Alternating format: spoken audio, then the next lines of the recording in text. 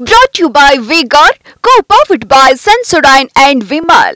ಬಾಯಲ್ಲಿ ಹೇಳಿ ಕೇಸರಿ.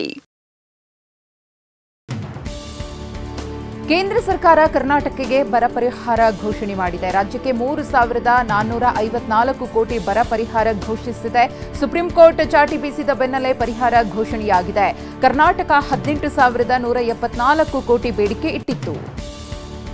ಮೊದಲನೇ ಹಂತದ ಚುನಾವಣೆಯಲ್ಲಿ ಹೆಚ್ಚು ಸ್ಥಾನ ಗೆಲ್ಲುವ ವರದಿ ಬಂದಿದೆ ಅಂತ ಸಿಎಂ ಸಿದ್ದರಾಮಯ್ಯ ಹೇಳಿದ್ದಾರೆ. ನಾವು ಈ ಎಲೆಕ್ಷನ್ನಲ್ಲಿ ಕೇಂದ್ರ ಸರ್ಕಾರದ 10 ವರ್ಷಗಳ ವೈಫಲ್ಯ ಮತ್ತು ನಮ್ಮ ಸರ್ಕಾರದ ಸಾಧನೆಗಳನ್ನು ಪ್ರಸ್ತಾಪ ಮಾಡಿದ್ದೇವೆ ಎಂದಿದ್ದಾರೆ. ಪ್ರಧಾನಿ ನರೇಂದ್ರ ಮೋದಿ ನಾಳೆ ಬೆಳಗಾವಿಯಲ್ಲಿ ಬೃಹತ್ ಸಮಾವೇಶ ನಡೆಸಲಿದ್ದಾರೆ. ಇಂದು ರಾತ್ರಿ 8:50ಕ್ಕೆ ಬೆಳಗಾವಿ ಏರ್ಪೋರ್ಟ್ಗೆ ಆಗಮಿಸುತ್ತಾರೆ. ಇಂದು ರಾತ್ರಿ ಬೆಳಗಾವಿಯಲ್ಲೇ ವಾಸ್ತವ್ಯ ಹೂಡಲಿದ್ದು ಒಂದೇ ದಿನ ಕಡೆ ಸಮಾವೇಶದಲ್ಲಿ ಭಾಗವಹಿಸಲಿದ್ದಾರೆ. ಏಪ್ರಿಲ್ 29ರಂದು ಸಹ ಪ್ರಧಾನಿ ಮೋದಿ ಉತ್ತರ ಕರ್ನಾಟಕದಲ್ಲಿ ಮತಶಿಕಾರಿ ನಡೆಸಲಿದ್ದಾರೆ. ಬಾಗಲಕೋಟೆಯ ತೋಟಗಾರಿಕೆ ವಿವಿ ಮೈದಾನದಲ್ಲಿ ನಡೆಯುವ ಸಮಾವೇಶದಲ್ಲಿ ಭಾಗಿಯಾಗಲಿದ್ದಾರೆ. ಮಧ್ಯಾಹ್ನ 1:05ಕ್ಕೆ ಬಾಗಲಕೋಟೆಯಿಂದ ಸೊಲ್ಲಾಪುರಕ್ಕೆ ಮೋದಿ ಪ್ರಯಾಣ ಬೆಳೆಸಲಿದ್ದಾರೆ. ಇಂದು ರಾತ್ರಿ ಬೆಳಗಾವಿಗೆ ಪ್ರಧಾನಿ ಮೋದಿ ಬರಲಿರುವ ಕಾರಣಕ್ಕೆ ಜಿಲ್ಲಾಡಳಿತ ಡ್ರೋನ್ ಹಾರಾಟ ನಿಷೇಧಿಸಿದೆ. ಡ್ರೋನ್ ಹಾರಾಟ ನಿಷೇಧಿಸಿ ಡಿಸಿ ನಿತೇಶ್ ಪಾಟೀಲ್ ಆದೇಶ ಹೊರಡಿಸಿದ್ದಾರೆ. ಇಂದು ಬೆಳಗ್ಗೆ 6 ಗಂಟೆಯಿಂದ ನಾಳೆ ಸಂಜೆ 6 ಗಂಟೆಯವರೆಗೆ ಆದೇಶ ಜಾರಿಯಲ್ಲಿರುತ್ತೆ. ಪ್ರಧಾನಿ ಮೋದಿ ದಾವಣಗೆರೆಗೆ ಬರ್ತಾ ಇರುವುದನ್ನು ವಿರೋಧಿಸಿ ಕಾಂಗ್ರೆಸ್ ವಿಭಿನ್ನ ಪ್ರತಿಭಟನೆ ಮಾಡಿದೆ. ನೂರಾರು ಕಾಂಗ್ರೆಸ್ ಕಾರ್ಯಕರ್ತರು ಚೊಂಬು ಹಿಡಿದು ಪ್ರತಿಭಟಿಸಿದ್ದಾರೆ.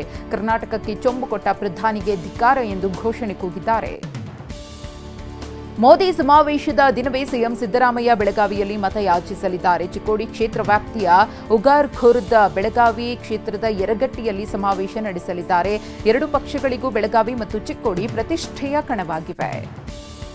ಮೊದಲ ಹಂತದ 14 ಕ್ಷೇತ್ರ ಗೆಲ್ತೇವೆ ಅಂತ ಬಿಜೆಪಿ ರಾಜ್ಯಾಧ್ಯಕ್ಷ ಬಿವೈ ವಿಜೇಂದ್ರ ತಿಳಿಸಿದ್ದಾರೆ. ಮೋದಿ ಪ್ರವಾಸ ನಾಳೆ ಉತ್ತರ ಕರ್ನಾಟಕ ಪ್ರವಾಸದಲ್ಲಿ ಅವರು ಬ್ಯುಸಿಯಾಗ್ತಾರೆ. ಸದ್ಯ ಉತ್ತಮ ವಾತಾವರಣ ನಿರ್ಮಾಣವಾಗಿದೆ ಎಂದು ಬಿವೈ ವಿಜೇಂದ್ರ ತಿಳಿಸಿದ್ದಾರೆ. ಗ್ಯಾರಂಟಿ ಯೋಜನೆ ಮತದಾರರ ಮೇಲೆ ಪರಿಣಾಮ ಬೀರಿಲ್ಲ ಅಂತ ವಿಜಯೇಂದ್ರ ಹೇಳಿದ್ದಾರೆ. ಕಾಂಗ್ರೆಸ್ ಪಕ್ಷ ಅಧಿಕಾರದ ಅಮಲಿನಲ್ಲಿದೆ. ಅಲ್ಪಸಂಖ್ಯಾತರ ತುಷ್ಟೀಕರಣಕ್ಕೆ ಕಾಂಗ್ರೆಸ್ ಬೆಲೆ ತೆರಬೇಕಾಗುತ್ತೆ. ಕಾಂಗ್ರೆಸ್ಗೆ ಜನ ಬುದ್ಧಿಯನ್ನ ಕಲಿಸ್ತಾರೆ ಎಂದರು. ಬಹುತೇಕ ಎಲ್ಲಾ ಕ್ಷೇತ್ರಗಳಲ್ಲೂ ಬಿಜೆಪಿ ಗೆಲ್ಲುವ ವಾತಾವರಣ ಇದೆ ಅಂತ ಮಾಜಿ ಸಿಎಂ ಬಿಎಸ್ ಯಡಿಯೂರಪ್ಪ ತಿಳಿಸಿದ್ದಾರೆ.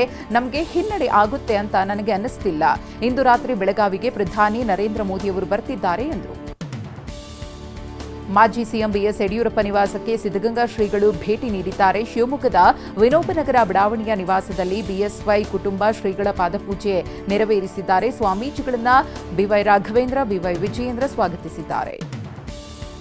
ಬಾಗಲಕೋಟೆಯಲ್ಲಿಂದು ಪ್ರಜಾಧ್ವನಿ ಕಾರ್ಯಕ್ರಮ ನಡೆಯಲಿದೆ. ಕಾಂಗ್ರೆಸ್ ಅಭ್ಯರ್ಥಿ ಸಂಯುಕ್ತ ಪಾಟೀಲ್ ಪರ ಸಿಎಂ ಸಿದ್ದರಾಮಯ್ಯ ಮತಯಾಚನೆ ಮಾಡಲಿದ್ದಾರೆ. ರಬಕವಿ ಬನಹಟ್ಟಿ ನಗರದಲ್ಲಿನ ಸಾವಿರಾರು ಕಾರ್ಯಕರ್ತರು ಸೇರುವ ಸಾಧ್ಯತೆ ಇದೆ. ಸಚಿವೆ ಲಕ್ಷ್ಮೀ ಹೆಬ್ಬಾಳ್ಕರ್ ವಿರುದ್ಧ ಯತ್ನಾಳ್ ಗಂಭೀರ ಆರೋಪ ಮಾಡಿದ್ದಾರೆ. ಕಾಂಗ್ರೆಸ್ ಲಿಂಗಾಯತರ ವಿರೋಧಿ, 2D ಮೀಸಲಾತಿ ಕೊಡೋಕೆ ಆಗಲ್ಲ ಅನ್ನೋ ಮಾತನ್ನ ಹೆಬ್ಬಾಳ್ಕರ್ ನನ್ನ ಮುಂದೆ ಹೇಳಿದ್ದಾರೆ. ಬೇಕಿದ್ರೆ ಪ್ರಮಾಣ ಮಾಡ್ತೀನಿ ಎಂದರು.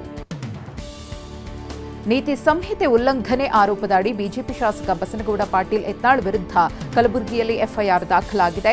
ಈ ಹಿಂದೆ ಮಾತನಾಡಿದ್ದ ಯತ್ನಾಳ್ ನಿಮ್ಮ ಏರಿಯಾಗೆ ಬಂದ್ರೆ ಕಲ್ಲಿಂದ ಹೊಡಿರಿ ಅಂತ ಹೇಳಿಕೆ ನೀಡಿದ್ರು. ಸದ್ಯ ಕಲಬುರಗಿಯ ರೋಜಾ ಠಾಣೆಯಲ್ಲಿ ಕೇಸ್ ಬಿದ್ದಿದೆ. ಇವಿಎಂಗಳನ್ನು ಸಾಗಿಸುತ್ತಿದ್ದ ಕ್ಯಾಂಟರ್ ವಾಹನದ ಟೈರ್ ಸ್ಫೋಟಗೊಂಡಿರುವ ಘಟನೆ ಕೋಲಾರ ತಾಲೂಕಿನ ವಡಗೂರ್ ಗೇಟ್ ಬಳಿ ನಡೆದಿದೆ. ಮುಳಬಾಗಿಲಿನಿಂದ ಕೋಲಾರಕ್ಕೆ ಸಾಗಿಸುವಾಗ ಟೈರ್ ಬ್ಲಾಸ್ಟ್ ಆಗಿದೆ. ಬಳಿಕ ಕ್ಯಾಂಟರ್ ವಾಹನದ ಸುತ್ತ ಬಿಗಿ ಬಂದೋಬಸ್ತ್ ಮಾಡಲಾಗಿದೆ. ಬೆಂಗಳೂರಿನ ಸೆಂಟ್ ಜೋಸೆಫ್ ಕಾಲೇಜಿನ ಸ್ಟ್ರಾಂಗ್ ರೂಮ್ಗೆ ಡಿಸಿ ದಯಾನಂದ್ ಭೇಟಿ ನೀಡಿದ್ದಾರೆ. ಈ ಬಗ್ಗೆ ಮಾತನಾಡಿದ ದಯಾನಂದ್, ಸ್ಟ್ರಾಂಗ್ ರೂಮ್ಗೆ 3 ಮಾದರಿಯಲ್ಲಿ ಭದ್ರತೆ ಇರಲಿದೆ. ಸಿಆರ್ಪಿಎಫ್, ಕೆಎಸ್ಆರ್ಪಿ, ಪೊಲೀಸ್ ಕಾನ್ಸ್ಟೇಬಲ್ ಇರ್ತಾರೆ ಎಂದಿದ್ದಾರೆ. ಬೆಂಗಳೂರಿನ ಸದ್ದುಗುಂಟೆಪಾಳ್ಯದಲ್ಲಿ ನೀತಿ ಸಂಹಿತೆ ಉಲ್ಲಂಘಿಸಿರುವ ಆರೋಪ ಕೇಳಿಬಂದಿದೆ. ಮತದಾರರ ಮೇಲೆ ಪ್ರಭಾವ ಬೀರಿದ ಆರೋಪದ ಅಡಿ ಬಿಜೆಪಿ ಕಾಂಗ್ರೆಸ್ ಕಾರ್ಯಕರ್ತರ ವಿರುದ್ಧ ಎನ್ಸಿಆರ್ ದಾಖಲಿಸಲಾಗಿದೆ.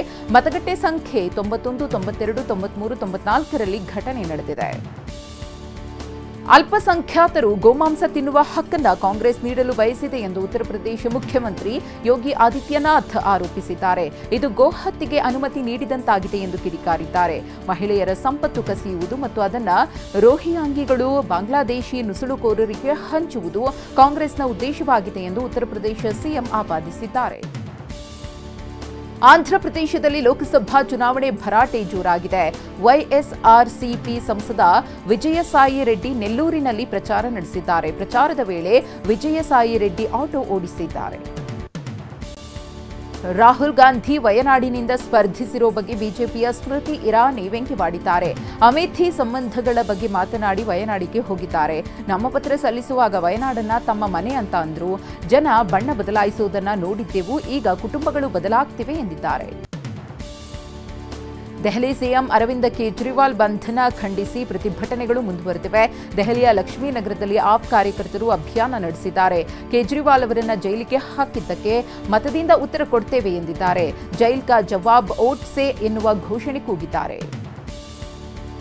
ಎರಡನೇ ಹಂತದ ಮತದಾನದಲ್ಲಿ ಕಮಲ ಅರಳುತ್ತಿದೆ ಅಂತ ಉತ್ತರ ಪ್ರದೇಶ ಡಿಸಿಎಂ ಬ್ರಜೇಶ್ ಪಠಾಕ್ ಹೇಳಿದ್ದಾರೆ. ಲಕ್ನೋದಲ್ಲಿ ಮಾತನಾಡಿದ ಅವರು ಬಿಜೆಪಿಯು ಭಾರೀ ಬಹುಮತದೊಂದಿಗೆ ಗೆಲುವು ಸಾಧಿಸುತ್ತೆ ಎಂದಿದ್ದಾರೆ. ಸಿಬಿಐ ವಿರುದ್ಧ ಪಶ್ಚಿಮ ಬಂಗಾಳ ಚುನಾವಣಾ ಆಯೋಗಕ್ಕೆ ಆಲ್ ಇಂಡಿಯಾ ತೃಣಮೂಲ ಕಾಂಗ್ರೆಸ್ ದೂರುಪತ್ರ ನೀಡಿದೆ. ಚುನಾವಣಾ ದಿನವೇ ಸಂದೇಶ ಖಾಲಿಯಲ್ಲಿ ದಾಳಿ ನಡೆಸಿರುವುದಕ್ಕೆ ಆಕ್ಷೇಪ ವ್ಯಕ್ತಪಡಿಸಿದೆ. ದೆಹಲಿಯ ಎಲೆಕ್ಷನ್ ಕಮಿಷನ್ಗೂ ಪತ್ರ ರವಾನಿಸಿದೆ. Brought to you by V-Guard, co-powered by Sensodyne and Vimal. ಬಾಯಲ್ಲಿ ಹೇಳಿ ಕೇಸರಿ.